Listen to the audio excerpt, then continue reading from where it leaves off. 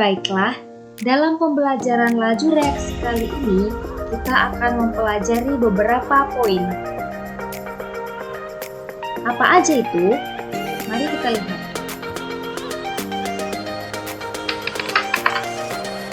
Yang akan kita pelajari yaitu mengenai pengertiannya, konsep laju reaksi, faktor-faktor yang mempengaruhi laju reaksi, dan yang terakhir yaitu orde reaksi. Kita masuk pada bagian yang pertama ya anak-anak. Pengertian. Laju reaksi adalah perubahan konsentrasi tiap perubahan waktu. Bagi reaktan, laju reaksi adalah berkurangnya konsentrasi zat tiap satuan waktu. Bagi produk, laju reaksi adalah bertambahnya konsentrasi zat tiap satuan waktu. Kemudian kita masuk pada konsep laju reaksi. Konsep laju reaksi.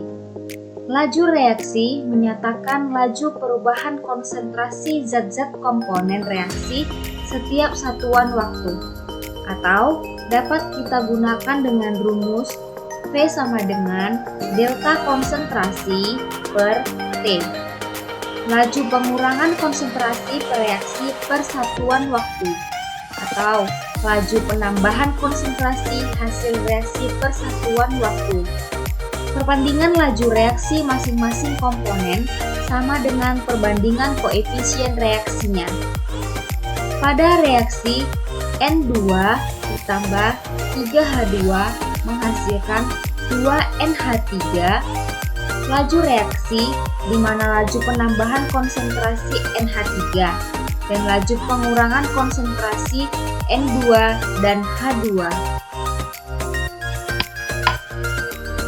Kemudian kita akan masuk pada faktor-faktor yang mempengaruhi laju reaksi.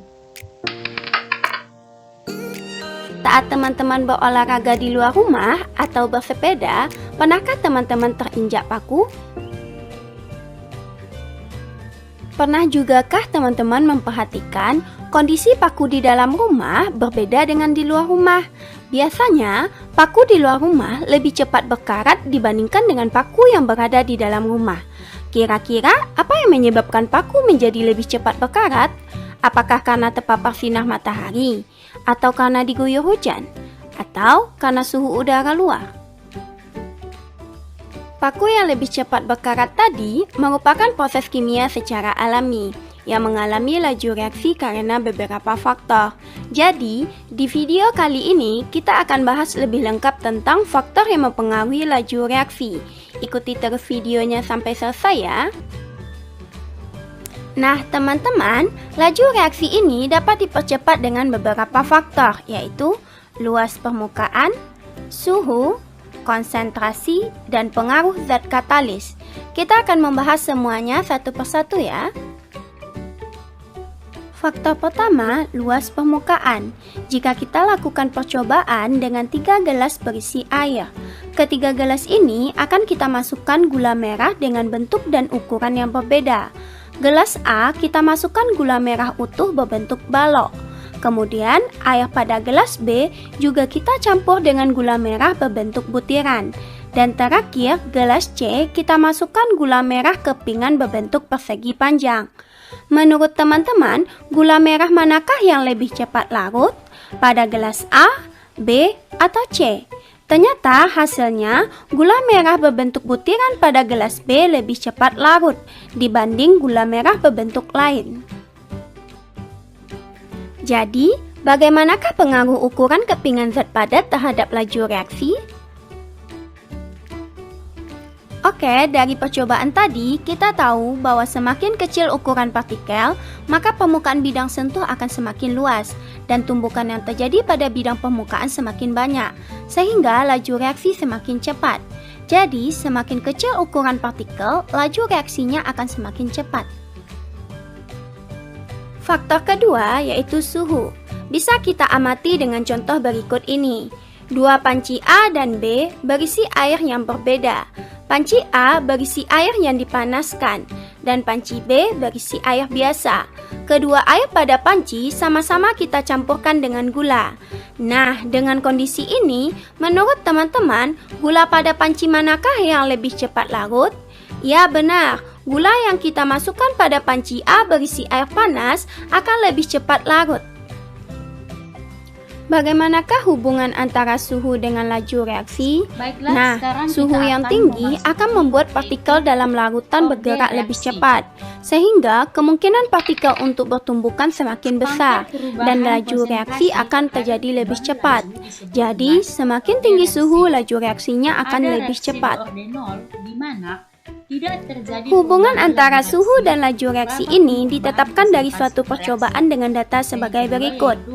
Dari data dapat kita lihat, setiap kenaikan 10 derajat Celcius, maka laju reaksi mengalami kenaikan sebanyak 2 kali semula. Ini menunjukkan suhu memiliki hubungan yang sebanding dengan laju reaksi. Laju reaksi akan meningkat sesuai dengan kenaikan suhunya. Jadi, hubungan kuantitatif perubahan suhu terhadap laju reaksi dapat dirumuskan menjadi Vt sama dengan delta V pangkat delta T per A kali V0. Vt adalah laju reaksi akhir, delta V adalah kenaikan laju reaksi, V0 adalah laju reaksi awal, satuannya dalam molaritas per sekon.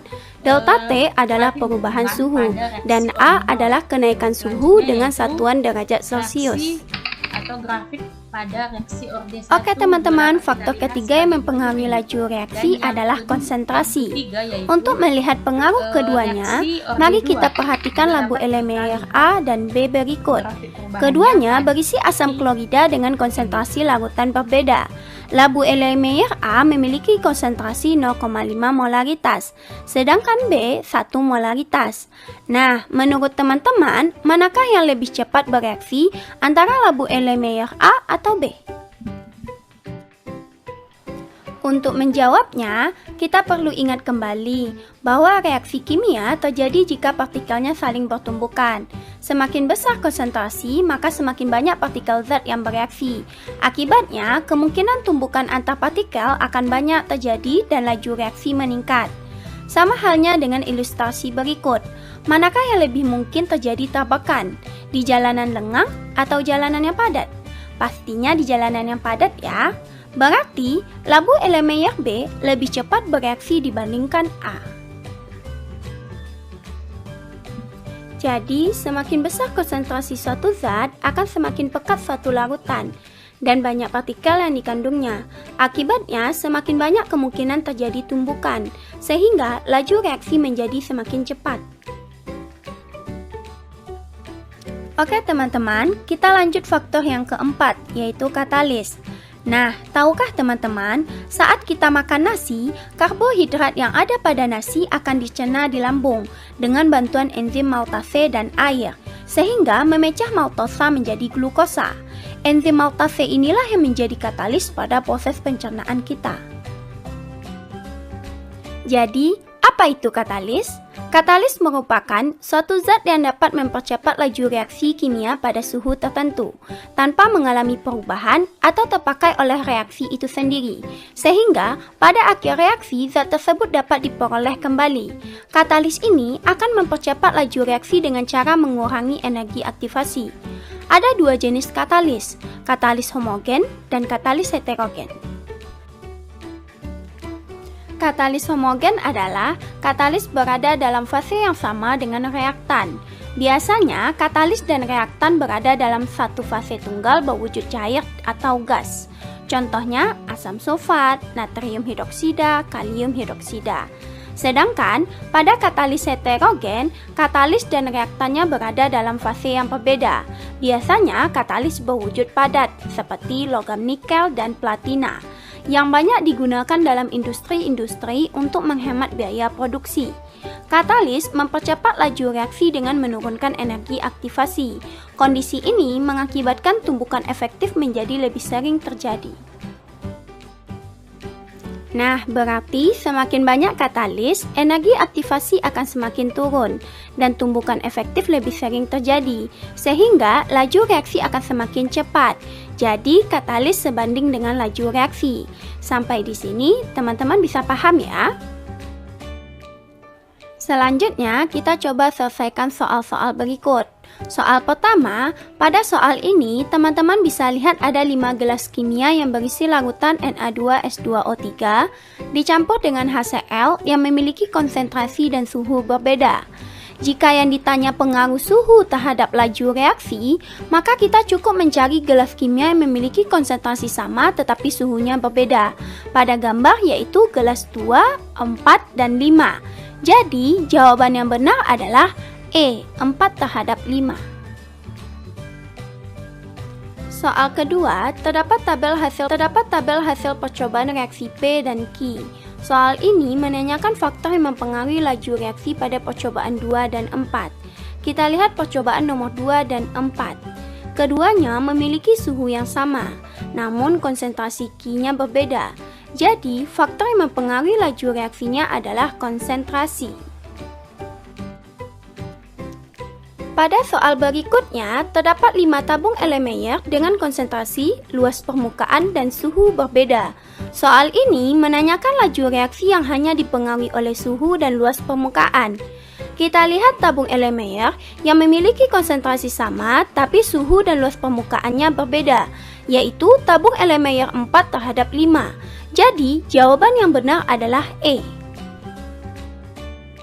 Soal selanjutnya menanyakan penyebab laju reaksi menjadi cepat jika suhunya dinaikkan.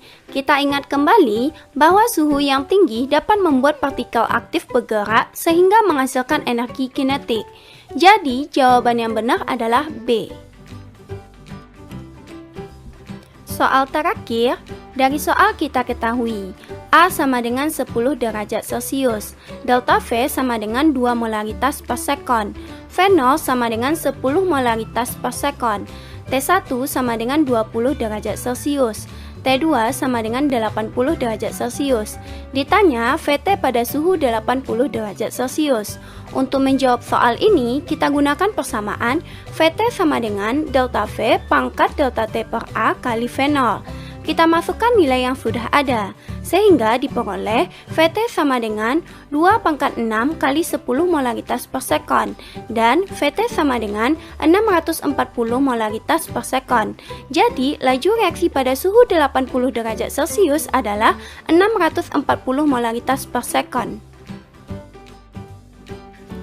Oke teman-teman, berarti di video kali ini kita udah tahu faktor-faktor yang dapat mempengaruhi laju reaksi, yaitu luas permukaan, suhu, konsentrasi, dan katalis.